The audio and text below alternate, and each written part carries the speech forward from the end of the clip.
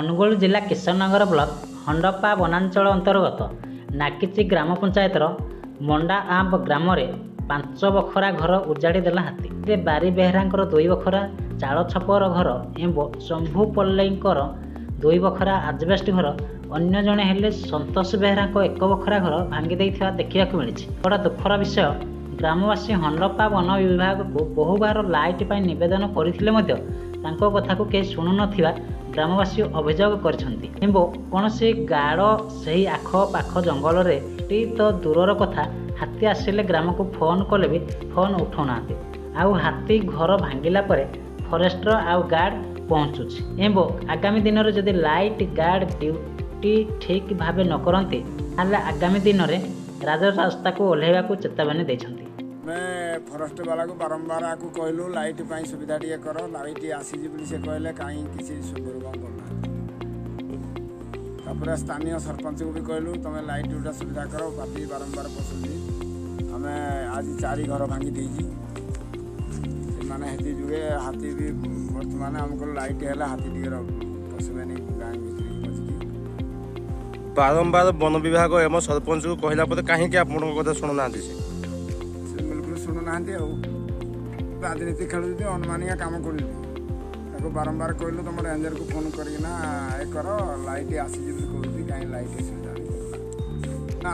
ଯଦି ଆଗରୁ ଯଦି ରାସ୍ତା ଆମର ହାତୀ ଯଦି ଏଭଳିଆ ପଶିବ ବାରମ୍ବାର, ଆମେ ସମସ୍ତେ ଯାଇକିରି ଜନ ଆନ୍ଦୋଳନ କରିକିନା ଆମେ ରାସ୍ତା ରୋକ କରୁ। ହାତୀ ଘଡ଼ଲେ ବି କେହି ଶୁଣୁନାହାନ୍ତି, କିଛି କରୁନାହାନ୍ତି। ଆମ କଥା ପଶିକିରି ଘର ଭାଙ୍ଗଲା, ଆମକୁ ନଥର କରଲା, କିଛି ସାହାଯ୍ୟ କଲେ ନାହିଁ। ଆଦୌ ହାତୀ ପାଇଁ ଚିନ୍ତା କରୁନାହାନ୍ତି।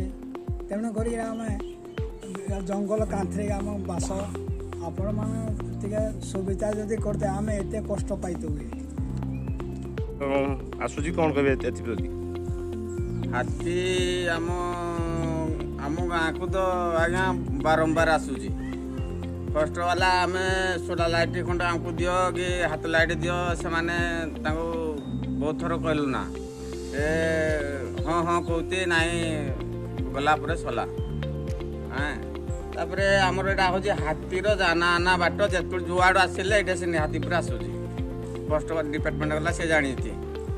ତାପରେ ଆମର ଲାଇଟ୍ ଫାଇଟ୍ ନାହିଁ ବୋଲି ଭାରି ଅସୁବିଧା ସମ୍ମୁଖୀନ ହେଉଛୁ। ଏପଟେ ଆଇଲେ ଏପଟେ ଦେଖୁଛ ଜଙ୍ଗଲରେ ହୁଡ଼ାଟା ଗୋଟେ ପଡ଼ିଛି, ହୁଡ଼ା ତଳେ ରହିଲେ ଅଡ଼େଇ ଦେଲେ ତାପରେ ପୁଣି ଆଉଛି। କାଲି ଥରେ ହାତୀ ଅଡ଼େଇଛି, ତାପରେ ପୁଣି ନୂତନ ଆସିକିରି ଆଇଲା ହାତୀ। 3-4 ଘର ଭାଙ୍ଗିକିରି ନୁକସାନି କରିଦେଇଛି। ନଜର ନାହିଁ, ସରକାର ତ ଶୋଇଲା, ଆଉ ସରପଞ୍ଚ କେମିତି ଶୋଇବେନି? ସରପଞ୍ଚ ଗଲା ଶୋଇଛି, ଯାହା ଅଭିଯୋଗ କଲେ ଗଲା। ସରପଞ୍ଚ ସରକାର ଘର ଦେଇଛି, କିନ୍ତୁ ସେ ଘର କରିପାରିନାହାନ୍ତି। ଫରେଷ୍ଟର ବାଲା ତ ସେ ଘର ଭାଙ୍ଗିଲା ପରେ ଆସିକିରି ସାନ୍ତ୍ୱନା ଦେଉଛି। ପୁଲିସ ମାଡ଼ ହେଇସାରିଲେ ଯେମିତି ଆସିକିରି କେସ୍ କରେ, କାଟେ, ଲେଖାପଢ଼ା କରେ, ସେ ଏମିତି ଫରେଷ୍ଟ ବାଲା କରୁଛି। ଆଉ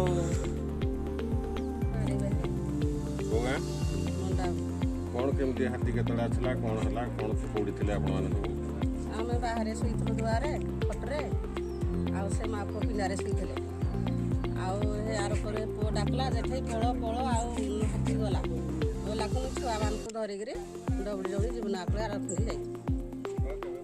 କେତେ ଟାଇମ୍ ହବ? 12ଟା 1 ଟାଇମ୍। କ'ଣ ନାମ ଆସୁଛି? ହାତୀ ଆସିଲେ କୋଉ ଗାଁ? ମଣ୍ଡା ଆମ୍ବ। କ'ଣ କେମିତି କ'ଣ କେତେବେଳେ ହାତୀ ଆସିଲା? ରାତି 1ଟା ବେଳକୁ ଆସିଲା। ଆମେ ଘରେ ଶୋଇଥିଲୁ, କହିଲୁ କ'ଣ ଆସିଲା। ଯେତେବେଳେ ଦେଖିଲୁ ହାତୀ ଆସିଛି ଘରକୁ, ଆମେ ଡରିକିନା ହାତୀକି ପଳେଇ ଗଲୁ। ତାଙ୍କ ଘରକୁ ଯାଇ ଘରେ ରହିଲୁ। ତାଙ୍କ ଘରେ ସେଠିକି ଆମେ ପଳେଇ ଗଲୁ ଜୀବନ ଆକୁଳେ। ତାପରେ ହାତୀ ଆସିକି ଘର ଭାଙ୍ଗିଦେଲେ। ବନ ବିଭାଗ ଆସିଥିଲେ? ଫରେଷ୍ଟ ବାଲା ଆସିଥିଲେ, କିନ୍ତୁ ସେ ଘଉଲାକୁ ହାତୀ ପଳେଇ ଗଲେ। ତାପରେ ପୁଣି ଆସିକିରି ହାତୀ ହେପଟୁ ଆତ୍ମଲିକରୁ ଗୋବିନ୍ଦ ଚନ୍ଦ୍ର ନାୟକଙ୍କ ରିପୋର୍ଟ, ଆଗାମୀ ଟିଭି।